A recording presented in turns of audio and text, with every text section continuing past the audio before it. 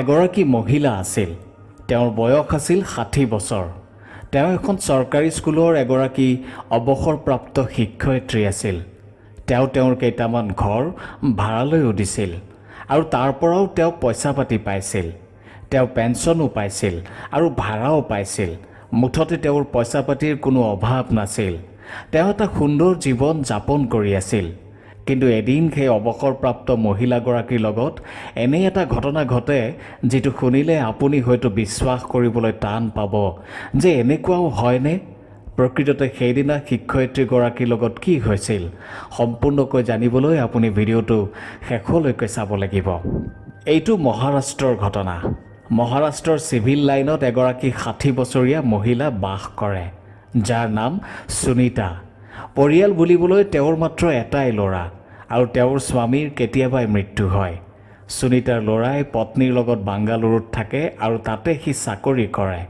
তেওঁলোকৰ ঘৰটো অলপ ডাঙৰ আৰু কেইবাটাও কোঠা আছে। সেয়েহে সুনীতাই কেইটামান কোঠা কেইজনমান মানুহক ভাড়ালৈ দিয়ে। সুনীতাই পেঞ্চনো পায় আৰু ভাড়াও পায়। সেইলৈ তেওঁ আৰামত থাকিব পাৰে। সুনীতা যদিও 60 বছৰীয়া আছিল, তথাপি তেওঁ সদায় নিজকে সজাই পৰাই ৰাখিছিল। তেওঁৰ মনটো সদায় এগৰাকী 25 বছৰীয়া যুৱতীৰ দৰে আছিল। তেওঁ অকলে থাকে বাবে তেওঁৰ ল'ৰাই কাম কৰা বাই এজনী ৰাখিছিল। বাইজনীয়ে দিনটো কাম কৰে আৰু সন্ধিয়া হোৱাৰ আগে আগে গুচি যায়। এইদৰে সকলো ঠিকেই চলি আছিল। এদিনৰ কথা, এদিন ৰাতিপুৱা কাম কৰা বাইজনীয়ে দেখিলে যে মেডামৰ কোঠাৰ দুৱাৰ বন্ধ আছে।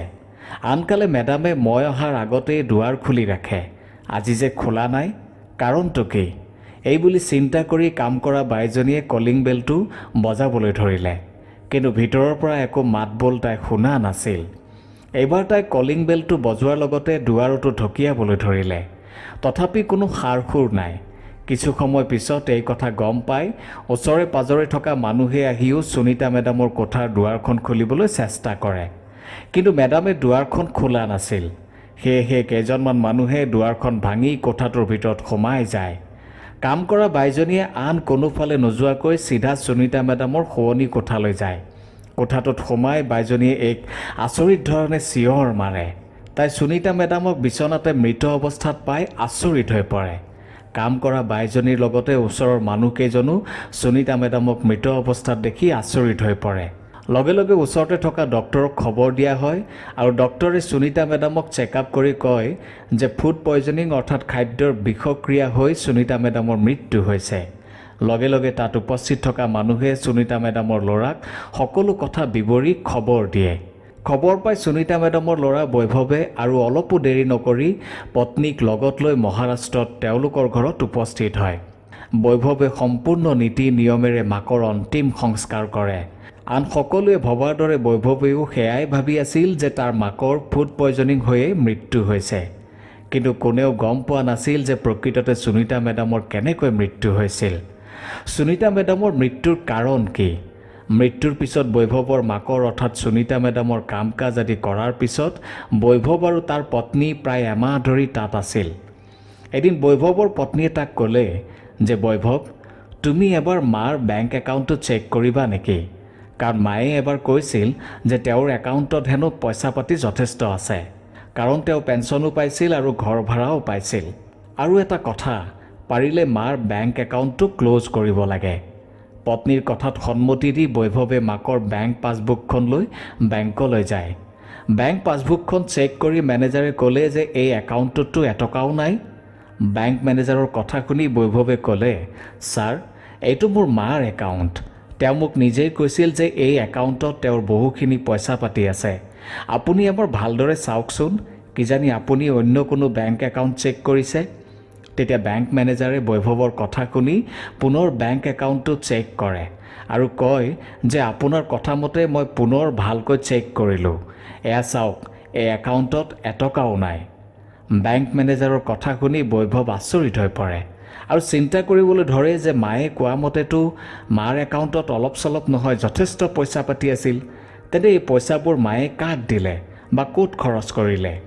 এইদৰে চিন্তা কৰি কৰি বৈভৱ ঘৰ পালেহি আৰু পত্নীক সকলো কথা বুজাই ক'লে।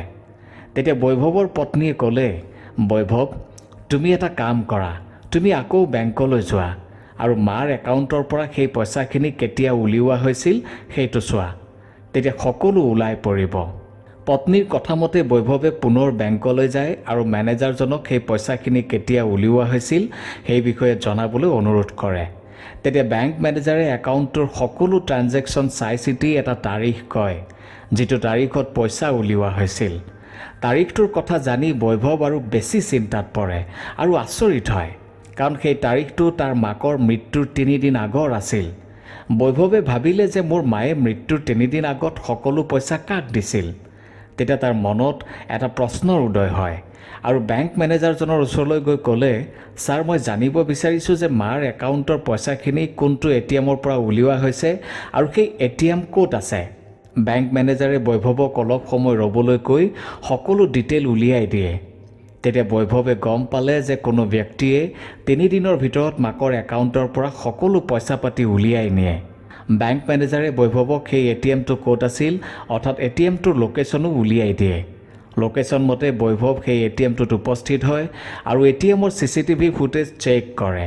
CCTV ফুটেজত ধৰা পৰিলে যে তেওঁলোকৰে ঘৰত ভাড়া থকা এজন ব্যক্তি, যাৰ নাম হৈছে বিনয়, তেওঁৱেই সেই সকলো পইচা পাতি উলিয়াই নিয়ে।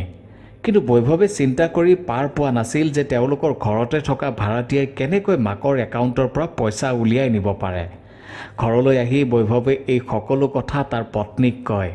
দুয়ো আলোচনা কৰি ওচৰৰে পুলিচ থানাত উপস্থিত হয় আৰু সকলো কথা বিৱৰি কয়। তেতিয়া থানাত থকা পুলিচ এজনে বৈভৱক সুধিলে যে এই ঘটনাটো কেতিয়া ঘটিছে। তেতিয়া বৈভৱে ক'লে, ছাৰ, এই ঘটনাটো ঘটা আজি প্ৰায় 2 মাহেই হ'ল।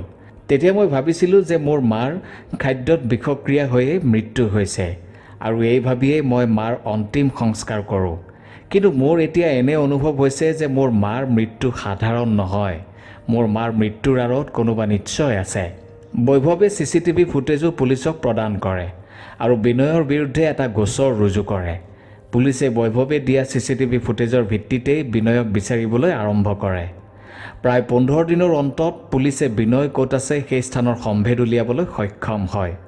পুলিচৰ মতে বিনয়ে কলকাতাৰ কোনো এক স্থানত এটা ভাড়া ঘৰত আশ্ৰয় লৈ আছে।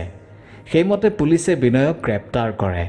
পুলিচে বিনয়ক গ্ৰেপ্তাৰ কৰি ক্ষিপ্ৰতাৰে তদন্ত আৰম্ভ কৰে।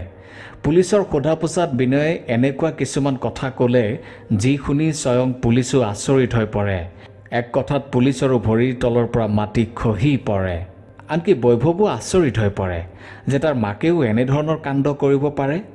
বিনয়ে পুলিচৰ আগত সকলো কথা বিৱৰি এইদৰে কয়, ছাৰ, মই মহাৰাষ্ট্ৰত চাকৰি কৰিবলৈ গৈছিলোঁ। প্ৰথমতে মই মোৰ এজন বন্ধুৰ লগত তাৰ ভাড়াঘৰতেই আছিলোঁ। কিন্তু মোৰ পত্নীয়ে যেতিয়া মোক ক'লে যে তাইও মোৰ লগতে থাকিব বিচাৰে, তেতিয়া মই বন্ধুৰ ঘৰততো তাইক ৰাখিব নোৱাৰোঁ। সেয়েহে মই অন্য ভাড়াঘৰ বিচাৰিবলৈ আৰম্ভ কৰোঁ। আৰু এদিন ভাড়াঘৰ বিচাৰি থাকোঁতে মই সুনীতা মেডামক লগ পাওঁ। সুনীতা মেডামে তেওঁৰ ওচৰতে ভাড়াঘৰ আছে বুলি কোৱাত মই চাবলৈ গ'লোঁ। ঘৰটো চাই মই পচন্দ কৰিলোঁ আৰু মই মোৰ পত্নীৰ সৈতে সুনীতা মেডামৰ ভাড়াঘৰতেই থাকিবলৈ লওঁ। সুনীতা মেডামে মোৰ পত্নীক খুব ভাল পাইছিল, মৰমো কৰিছিল, কাৰণ মই অফিচলৈ যোৱাৰ পিছত কেম্পাছত মাত্ৰ সিহঁত দুজনীয়েই থাকিছিল। সেয়েহে দুয়ো ইজনী সিজনীৰ আপোন হৈ পৰিছিল। মোৰ পত্নীয়ে প্ৰায়ে সুনীতা মেডামক ৰান্ধি বাঢ়ি খুৱাইছিল। সুনীতা মেডামে মৰমতে তাইক বজাৰলৈ লৈ গৈ কাপোৰ কানিও কিনি দিছিল। সকলো ঠিকেই আছিল। আমি এটা পৰিয়ালৰ নিচিনাকৈ তাত আছিলোঁ। এনেদৰে প্ৰায় 6 মাহমান পাৰ হৈছিল। মোৰ ঘৰত মাৰ অলপ অসুবিধা হোৱাৰ বাবে মই মোৰ পত্নীক ঘৰত থৈ আহিছিলোঁ। তাৰ পিছতো ঠিকেই চলি আছিল। 4-5 দিনমান যোৱাৰ পিছত মই এদিন সুনীতা মেডামক ক'লোঁ যে মেডাম, মই যিহেতু এতিয়া অকলে থাকিম, সেয়েহে মই আপোনাৰ ভাড়াঘৰটো এৰি মই আগতে য'ত মোৰ বন্ধুৰ লগত আছিলোঁ তাতেই থাকিম। তেতিয়া সুনীতা মেডামে ক'লে যে ঠিক আছে, তুমি যাব পাৰিবা, কিন্তু তুমি মোক 2 মাহৰ এডভান্স ভাড়া দিহে ঘৰ খালী কৰিব পাৰিবা। তেওঁৰ মুখত এই কথা শুনি মই আচৰিত হৈ পৰিলোঁ আৰু তেওঁক ক'লোঁ যে মেডাম, ঘৰ এৰিবৰ কাৰণে 2 মাহৰ এডভান্স ভাড়া দিয়া কথাটো মই আজিহে শুনিছোঁ। আৰু আপুনি জানেই যে মই এটা কোম্পানীত সৰু চাকৰিহে কৰোঁ আৰু এনে নিয়মটো মই ক'তো শুনা নাই। তেতিয়া সুনীতা মেডামে ক'লে যে চোৱা, মই যি কৈছোঁ সেয়াই মোৰ নিয়ম। তুমি 2 মাহৰ পইচা দিয়া আৰু ঘৰ খালী কৰা। এই কথা শুনি মই বৰ ডাঙৰ চিন্তাত পৰিলোঁ। মই কি কৰিম উপায় পোৱা নাছিলোঁ। তেতিয়া সুনীতা মেডামে ক'লে যে তুমি যদি মোৰ এই ভাড়াঘৰত থাকিব বিচৰা থাকিব পাৰা, কিন্তু তাৰ বাবে তুমি মোৰ এটা কাম কৰিব লাগিব। মই কোৱা ধৰণে কৰিলে মই তোমাৰ পৰা এটকাও নলওঁ। তুমি যিমান দিনলৈ থাকিবলৈ ইচ্ছা কৰা থাকিব পাৰা। সুনীতা মেডামৰ কথা শুনি মই এক প্ৰকাৰ ভালেই পাইছিলোঁ, কাৰণ তেওঁ মোৰ পৰা ভাড়া নলওঁ বুলি কৈছিল। আৰু মই ভাবিছিলোঁ যে তেওঁৰনো কি কাম থাকিব পাৰে। এগৰাকী অৱসৰ লোৱা মানুহ, তেওঁক চাগে বজাৰ পাতি আদি কৰি দিব লাগিব আৰু কেতিয়াবা কিবা বস্তুৰ প্ৰয়োজন হ'লে আনি দিব লাগিব। সেয়েহে মই তেওঁৰ কথাত সন্মতি দি সুধিছিলোঁ, মেডাম কওক, মই আপোনাৰ কি কাম কৰিব লাগিব? তেতিয়া সুনীতা মেডামে মোক ক'লে যে যেনেদৰে তুমি তোমাৰ পত্নীৰ লগত থাকা তেনেদৰে তুমি মোৰ লগত থাকিব লাগিব।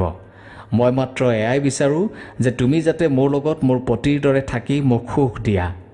মেডামৰ মুখত এনে কথা শুনি মই প্ৰথমতে আচৰিত হৈ পৰিছিলোঁ, কিন্তু পিছত ময়ো হ'ব বুলি কৈ তেওঁৰ কথাত সন্মতি দিলোঁ। এইদৰে আমি দুয়ো পতি পত্নীৰ নিচিনা থাকিবলৈ লওঁ। কেতিয়াবা তেওঁ মোৰ কোঠালৈ আহে আৰু কেতিয়াবা মই তেওঁৰ কোঠালৈ যাওঁ। কাম কৰা বাইজনীয়ে যেতিয়া কাম কৰিবলৈ আহে তেতিয়া তেওঁ মোৰ লগত বা মই তেওঁৰ লগত নাথাকোঁ। বাইজনী গুচি যোৱাৰ পিছত মই তেওঁৰ লগত থাকোঁ আৰু আমি দুয়ো অন্তৰংগ মুহূৰ্তও পাৰ কৰোঁ। এনেদৰে প্ৰায় 6 মাহ পাৰ হ'ল। এদিন মই মেডামক ক'লোঁ, মেডাম, মই আৰু এনেদৰে আপোনাৰ লগত থাকিব নোৱাৰোঁ। মই আৰু আপোনাৰ এই কাম কৰিব নোৱাৰোঁ। তেতিয়া সুনীতা মেডামে ক'লে যে নাই, মই তোমাক এনেদৰে যাবলৈ দিব নোৱাৰোঁ, আৰু তুমি যাব বিচাৰিলে মই তোমাৰ ওপৰত মোৰ শ্লীলতা হানি কৰা বুলি গোচৰ ৰুজু কৰিম আৰু তোমাক জেলত ভৰাই থ'ম। মেডামৰ এই কথা শুনি মই ভয় খাওঁ আৰু অনিচ্ছা সত্ত্বেও মই পুনৰ তেওঁৰ কাম কৰিবলৈ সন্মতি দিওঁ। এনেদৰে দিন পাৰ হ'ল। এদিন মোৰ পত্নীয়ে মোক ফোন কৰি ক'লে যে বহুদিন হ'ল আপুনি ঘৰলৈ অহাই নাই। আপুনি কামৰ পৰা ছুটি লৈ প্লিজ এবাৰ ঘৰলৈ আহক। আপোনাক লগ পাবলৈ মোৰ বৰ মন গৈছে। তেতিয়া মই মোৰ পত্নীক অফিচত বহুত কাম আছে বুলি আৰু ছুটি নাপাওঁ বুলি মিছাকৈয়ে কওঁ। সুনীতা মেডামে মোক কলৈকো যাবলৈ নিদিছিল। এদিন তেওঁ মোক কৈছিল তেওঁ হেনো মোৰ আৰু মোৰ পত্নীৰ অন্তৰংগ মুহূৰ্ত দেখিছিল। এনেদৰে আৰু কিছুদিন পাৰ হ'ল। তেতিয়া মই ভাবিলোঁ যে মেডামৰ এই ফাণ্ডৰ পৰা কেনেকৈ ওলোৱা যায়। মেডামৰ লগত মই এনেকৈ থাকিলে মোৰ সম্পূৰ্ণ জীৱনটোৱে শেষ হ'ব। মেডামৰতো জীৱনৰ আধা গ'লেই, মই মোৰ জীৱনটো এনেদৰে শেষ কৰিব নোৱাৰোঁ। এই বুলি ভাবি মই এটা প্লেন কৰিলোঁ। প্লেন মতে এদিন ৰাতি মই তেওঁৰ লগত শুবলৈ যাওঁ আৰু তেওঁৰ ইচ্ছামতে সকলো কাম কৰোঁ। সেইদিনা ৰাতিৰ সাজ ময়েই ৰান্ধিছিলোঁ আৰু তেওঁক খাবলৈ দিছিলোঁ। মই তেওঁৰ খাদ্যত বিষ মিহলাই থৈছিলোঁ যাতে ৰাতিটোৰ ভিতৰতে তেওঁৰ মৃত্যু হয়। মোৰ প্লেন মতে কাম হ'ল। তেওঁৰ পৰা ATMখন লৈ মই তাৰ পৰা ৰাতিয়েই পলাই যাওঁ। 3 দিনৰ ভিতৰত মই তেওঁৰ একাউণ্টৰ পৰা সকলো পইচা পাতি উলিয়াই লওঁ আৰু মই কলকাতাত এটা ভাড়াঘৰত আশ্ৰয় লৈ থাকোঁ। মই ভাবিছিলোঁ যে এই প্লেন মতে কাম কৰিলে মোক কোনেও সন্দেহ নকৰে আৰু মই সেই পইচাৰে আৰামত থাকিব পাৰিম আৰু পিছত মহাৰাষ্ট্ৰলৈ গৈ ঘৰতেই কিবা এটা কৰিম। কিন্তু মই ভবামতে নহ'ল। তেতিয়া এজন পুলিচে ক'লে, তই তোৰ কৰ্মফল ভোগ কৰিবই লাগিব। থাক, এতিয়া জেলত সোমাই থাক। এতিয়া তোৰ জীৱনটো আৰু সুন্দৰ হৈ পৰিব। প্ৰিয় দৰ্শক, আদালতে সুনীতা মেডামৰ দোষীক যাৱজ্জীৱন কাৰাদণ্ডৰে দণ্ডিত কৰিলে। বিনয়ে ইচ্ছা কৰা হ'লে অফিচলৈ গৈও পলাই যাব পাৰিলেহেঁতেন, বা সি যদি মহিলাগৰাকীক প্ৰাণে নামাৰিলেহেঁতেন তেতিয়াও তাৰ জীৱনটো ভালকৈ চলি থাকিলহেঁতেন। কিন্তু নাই, মানুহৰ যেতিয়া মগজুৱে কাম নকৰা হয় তেতিয়াই এই বেয়া কামবোৰ হ'বলৈ ধৰে। আনফালে সুনীতাইও এই বয়সত নিজৰ মনটোক নিয়ন্ত্ৰণ কৰিব নোৱাৰিলে। অলপ সুখৰ বাবে নিজৰ জীৱনটোকে হেৰুৱালে। এনেবোৰ ঘটনা সমাজত কিয় ঘটিবলৈ পাইছে? সেয়েহে আজিৰ এই ভিডিঅ'টোৰ যোগেদি মই সমূহ শ্ৰোতা দৰ্শকক সজাগ কৰিবলৈ বিচাৰিছোঁ যে জীৱনত যদি এনে পৰিস্থিতি আহেও তেন্তে কেৱল মাত্ৰ খন্তেকীয়া সুখৰ বাবে নিজৰ জীৱনটো কেতিয়াও ধ্বংস নকৰিব, কাৰণ আপোনাৰ লগত হয়তো আন বহুতো জড়িত হৈ থাকিব পাৰে। প্ৰকৃততে সমাজত কিহৰ অভাৱ হৈছে? এনেবোৰ কাণ্ডৰ পৰা বাচিবলৈ উপায় কি হ'ব পাৰে? এবাৰ ভাবকচোন আৰু আপোনাৰ মতামত নিশ্চয় জনাব।